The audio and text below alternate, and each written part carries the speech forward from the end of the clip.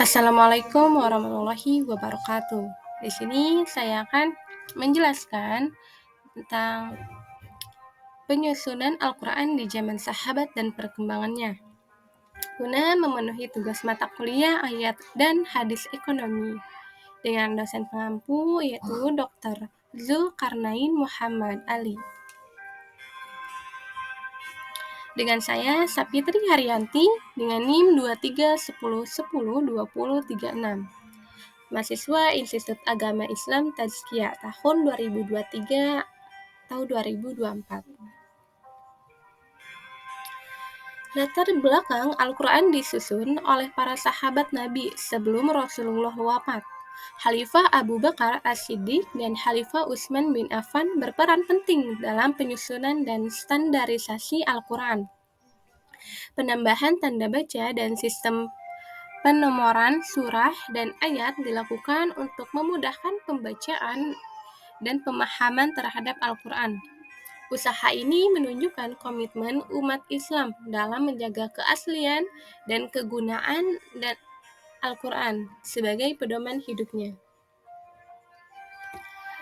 Rumusan masalah dalam studi tentang penyusunan Al-Quran di zaman sahabat, rumusan permasalahan yang akan dibahas diantaranya yang pertama, ada proses pengumpulan dan penyusunan Al-Quran pertama kali. Kedua, hambatan dalam penulisan Al-Quran di masa sahabat. Ketiga, penyusunan Al-Quran oleh Khalifah Abu Bakar As-Siddiq dan Utsman bin Affan. Keempat, ada keuntungan standarisasi mushaf Al-Quran. Tujuan penulisan ini dilakukan untuk beberapa tujuan, antara lain mempelajari bagaimana Al-Quran pertama kali disusun pada zaman sahabat, memahami peran Khalifah Abu Bakar As-Siddiq dan Utsman bin Affan dalam pembuatan Al-Quran. Ketiga, ada memberikan penjelasan tentang manfaat standarisasi mushaf Al-Quran. Pembahasannya, proses panjang pembentukan Al-Quran melalui wahyu Allah Subhanahu wa Ta'ala dan malaikat Jibril, dijaga oleh para sahabat melalui hafalan dan penulisan. Pengumpulan Al-Quran berkembang sejak masa Nabi Muhammad SAW dengan cara penulisan beragam seperti pada batu dan kulit hewan. Setelah wafatnya Nabi, penjagaan Al-Quran dilanjutkan oleh para khalifah dengan usaha pencatatan dan penulisan pada 3 periode berbeda. Masa Nabi Muhammad. Pada masa Rasulullah, Al-Quran disimpan melalui hafalan dan tulisan dengan para sahabat yang dipilih untuk menulis wahyu. Meskipun dipelajari secara lisan, pentingnya baca tulis disadari. Lebih dari 65 sahabat menulis wahyu dan tulisan tersebar dalam berbagai media. Tulisan dikumpulkan di rumah Rasulullah, tetapi tidak dijadikan mushaf utuh pada masa itu. Pada masa Abu Bakar As-Siddiq, terdapat perselisihan setelah wafatnya Nabi Muhammad tentang siapa yang akan menggantikannya.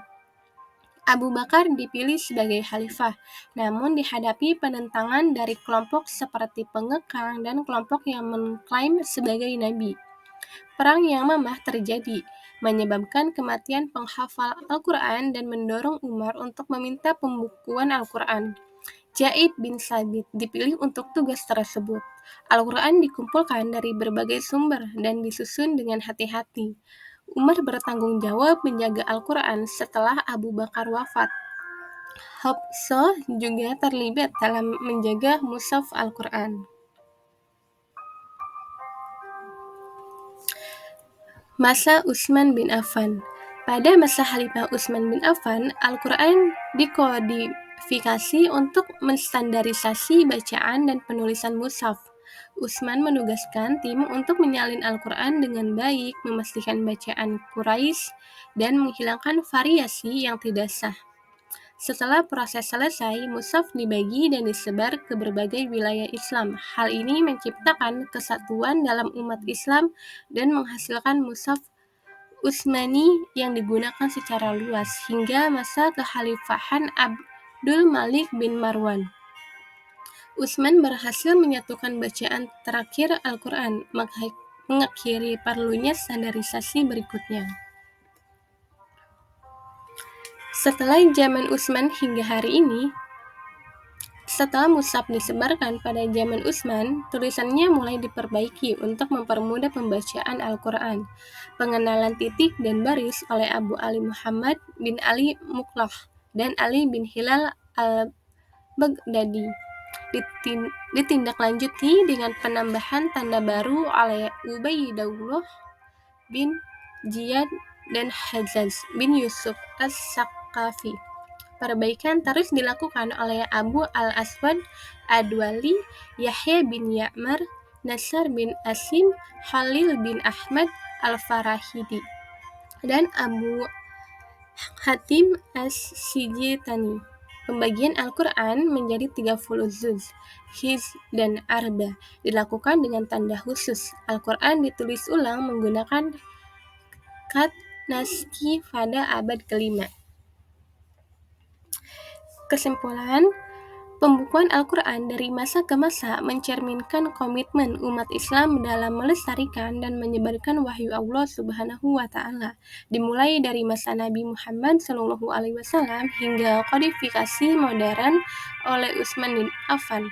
Ini mencerminkan usaha keras dalam menjaga keseragaman bacaan Al-Quran.